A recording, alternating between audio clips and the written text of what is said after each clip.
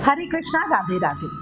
आज आपको कार्तिक माह की पीपल और पतवारी की कहानी बताती हूँ। किसी गांव में एक गुजरी रहती थी।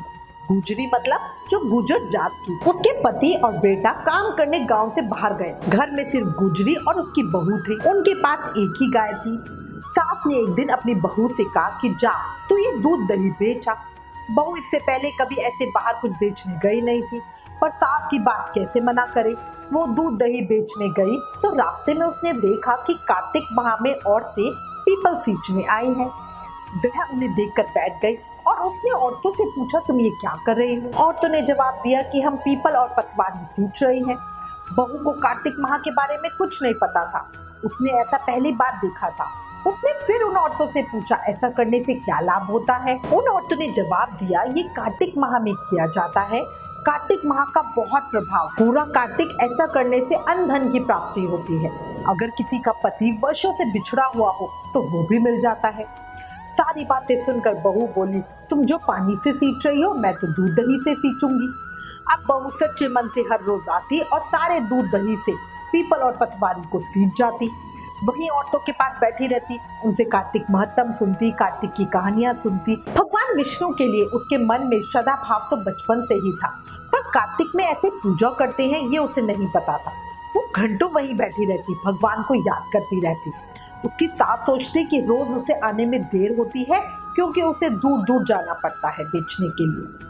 सास ने उससे पैसे मांगे तो वो कहने लगी, सेठ महीना खत्म होने पर हिसाब करेगा, तब मैं सारे पैसे लाकर दे दूंगी। कार्तिक का महीना पूरा हुआ, पूर्णिमा आ गई।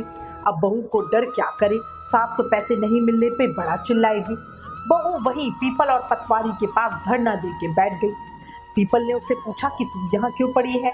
उसने कहा, मेरी सास दूध दही के पैसे मांगेगी। पीपल ने कहा, मेरे पास पैसे नहीं है, ये भाटे डंडे पत्ते और पान पड़े हैं, ये सब ले जा और गुल्लक में रख देना। घर जाने पर सास ने पूछा, पैसे लाई है?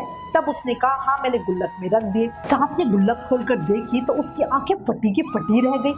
गुल्लक में बहुत से हीरे मोती जगमगा रहे हैं, पत्ते धन में बदल गए। जिन्हें देखकर सास बोली, इतना धन कहाँ से आया? ये तो दूध दही की कीमत नहीं है। बहू ने अब सारी बात सच्ची सच्ची सास को बता दी। उसने तो दूध दही से पीपल और पतवारी को सींचा था और पैसे मांगने पर पीपल ने पत्ते डंडे और भाटे दिए थे। वो गुल्लक में रखने से वो अपने आप हीरे मोती बन गए। बहू की बात सुनकर सास सोचने लगी, पीपल हर साल एक ही औरत पे तो कृपा करेगा नहीं, इसलिए मैं अगले कार्तिक पीपल और पतवारी सींचने जाऊंगी।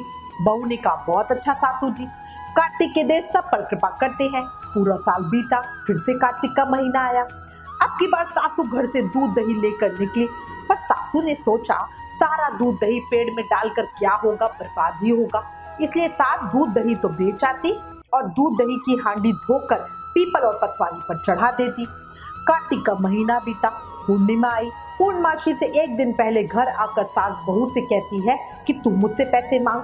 बहू कहती है, कभी बहू भी सास से पैसे मांगती है क्या? सास के बार बार कहने पर आखिरकार बहू ने सास को पैसे लाने के लिए कहा, तो वो अगले दिन पीपल के पास धरना देके बैठ गई। पीपल के देव ने प्रकट होकर उससे पूछा, तो वो बोली, मेरी बहू पैसे मांगती है, मुझे पैसे दो। पीपल के देव ने उसे भी भाटे पत्ते डंडे और पान दिए। उसने गुल्लक में जाके रख दिए। बहू ने गुल्लक फोड़ा तो देखा उसमें कीड़े मकोड़े चल रहे हैं। बहू ने अपनी सास से पूछा, ये सब क्या है? सास हैरान रह गई। कीड़े देखकर बोली, पीपल पतवारी ने तुझे तो धन दिया, लेकिन मुझे कीड़े क्यों दिए? इस पर सभी पड़ोस की औरतें बोली, तुम्हारी बहू ने सभी कुछ सच्चे मन से किया था, लेकिन तूने धन के लालच में ये सब किया। अब सास को अपनी भूल का एहसास हुआ और उसने कार्तिक के देव से क्षमा मांगते हुए बोला, हे कार्तिक के देव, मेरी भूल क्षमा करो। अगले साल कार्तिक पर मैं और मेरी बहू दोनों साथ में स्नान करेंगे और पीपल पतवारी पूजेंगे।